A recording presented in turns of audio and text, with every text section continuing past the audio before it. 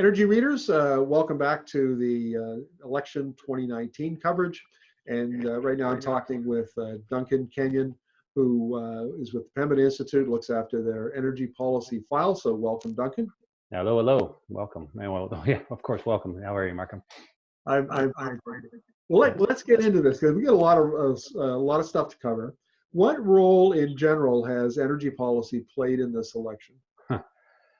Yeah, well, that's been pretty interesting. I think from Alberta, where we're based, that the energy issue has been a big polarizing discussion. Frankly, I think it's been a big moment for the different parties, but also in the discussions across the country. I think it had a lot of influence on people's impression of our economic health. In the future for Canada and in the near term here, I think a lot of people in the rest of the country kind of heard a lot about how Alberta is really suffering. And a lot of people sort of say, well, if Alberta's suffering, that has some implications for us. Whether that's valid or not is debatable. But at the same point, people did hear that message coming out loud and clear from Alberta, and it is around energy policy and new energy realities for the existing industry. And where Alberta is going, and really that's the challenge. I think, Markham, actually we talk about this. So we heard a lot about what the incumbent side of things is talking about in terms of oil and gas. Right. We didn't hear a lot on energy policy about where the world's moving, and in that, that mixes in some of the climate policy issues. But really, there's a lot of basic fundamentals in the economic space right now, and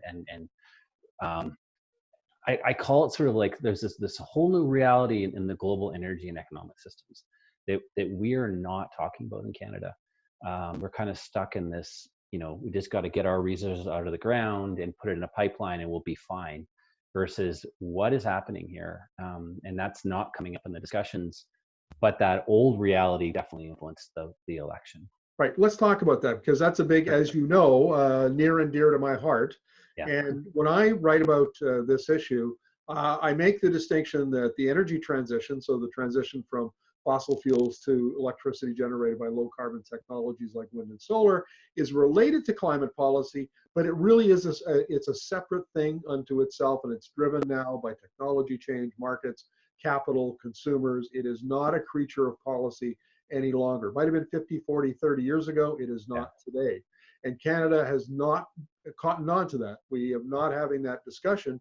And do you think then during the election policy that Alberta was successful in dragging the national conversation back to this 1989 era discussion of just how do we get our resources out of the ground and ship it off to market, and ignoring the whole energy transition point of view? I don't know if it was intentional or what have you. I don't think that it's pretty well understood in the rest of the country or in Alberta, anywhere in the country, about what's happening, Markham. Like, as much as, we're kind of the nerds talking about this stuff, frankly, it's a pretty small amount of people, or it's very, very quietly talked about. I mean, I've had this conversation with people in Calgary. I've had this conversation with people in other parts of the country. But it's not something that's in the public discourse about where the world's going in terms of how it is consuming energy, and most importantly, where the money is going in terms of where it's invested in. So I don't think that no one raised that, and for sure, certain voices in Alberta were emphasizing the 20th century version of it. But on the flip side, no one else was raising the other side, right? Right now. Given that policy does play such a large role in the transition and climate policy, and climate issues, is this a missed opportunity? Have we missed the opportunity in 2019 during an election campaign when climate was on, and which is related? So it's on the table for discussion, and we really didn't talk about the energy transition. Have we, missed another window where we have to wait to 2023? Actually, I'd flip that on its head. I don't think, for as long as I've been an adult, and this goes back to Kim Campbell's point about elections. Remember, she said, like, we don't talk about policy in elections. That's not what you talk about. And so I don't actually see the policy, the election windows as the place for this conversation. That we're trying to score partisan hits. It's about messaging and polarization, even in the best of times, right? And trying to get out your base. Switching and tackling what are hard topics to talk about is a government, an election cycle is not often the place it happens. As much as we may want it to be, it isn't definitely where it happens by practice. So I wouldn't suggest we've missed the window. I suggest there's enough people who see, regardless of what the result is federally in this election, there's actually going to be, there will be people talking about this. And you can see it starting to happen, the investment crowd, even within Canada. And so the next election, frankly, I think there'll be a discussion about who's doing what on the economy side in terms of preparing Canada for a 21st century economy. And I don't think we've missed an opportunity in this one. In fact, I think it probably would have been a really bad place to have this conversation, to be honest. Oh, it's an interesting point of view, and one we'll probably take up at another day. We're running out of time here, but so what if we're talking about energy policy? Does that mean then that the policy is really bound up with Saskatchewan, Alberta, and BC, and it is about how to get oil and gas out of the ground and get it off to market? Is that kind of where we're at, and where do we go from here? Yeah, that's an interesting question. I mean, obviously, we have those three provinces, particularly Alberta and Saskatchewan, a large part of their economy is dependent upon the oil and gas and the older economy. And just to be really clear, and I think, Markham, you understand this, it's not like tomorrow we're turning off the taps on oil and gas production. And in fact, I think more importantly is to understand, so maybe there's a transition going, but whose oil and gas product is getting to the market, and what are going to be the conditions for you to get to the market? And that's the conversation we need to be having in Western Canada in particular about, because you can say, hey, I'm just going to get a low cost barrel into the market and they're going to want to buy it. And I think there's a lot of people who understand it's going to be about the quality of your product, which will include the carbon that's embedded in your product, but also things like, if you want to take from the ethical oil framing, which drives me crazy, but there is some truth to it in the sense of we do have politically and socially more responsible oil than other parts of this world. How does Canada get credit for it? But also being serious about taking care of its carbon and embedded in its products. And I think there's a whole conversation that's going to happen around ESG and certification and moving ESG away from just a check mark, a little bit of a check mark process to a credible, these are the characteristics of these barrels, and these are the only way that these barrels get into our marketplace. If that happens, then I think Canada, quite seriously, if we get serious about our carbon, has an advantage over other barrels. But I don't know if we got a long ways to go until the industry is really to be serious about taking care of its carbon and embedded in its products. Well, as you can imagine, I'm okay with you. I'm right with you on the carbon intensity and that being an advantage, because of course, if Asia prices carbon, then it's built into the market. Yeah. I'm not going to be, I'm not quite as warm and fuzzy around the ethical oil thing. So we'll leave that for another day. But you know what that does raise for me, Duncan, is this election really setting up the post-election conversation that we desperately need, and you've alluded to it a number of times in your comments, is that maybe the benefit of this election is now we're hopefully in 2020, we're now ready to have the conversation we have not had but need to have. I hope so.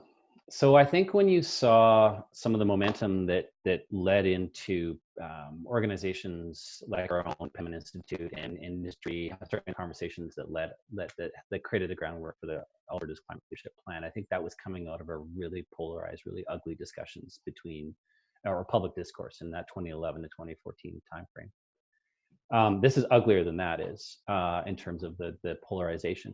So I think at some point, people who are going to who know that this is starting to harm our society and our democracy are going to have to say we have to find middle ground. Part of my brain, though, is saying, man, the way social media works these days and the way that some of the dirtier tricks that we're seeing being used in this election cycle and some of the stuff we've seen south of the border imported into Canada, I'm a little worried that no matter how polarized you get, it may actually self-feed itself, and not, it's really hard to create the connections in the middle for people to get together. That being said, there's a lot of people who are clamoring for a rational discussion about our future.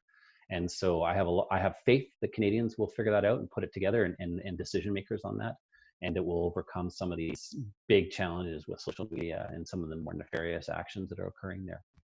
Well, Duncan, let me maybe frame it for you this way. This is the way Yeah. I would frame it. Yeah. And that is, there's kind of two approaches to this, I think. And one is that the polarized sides come together and have a conversation, and out of that, we find a middle ground that we all agree on, and we compromise. It's the Canadian way, and away we go. I don't think that's going to happen, and especially in the age of social media.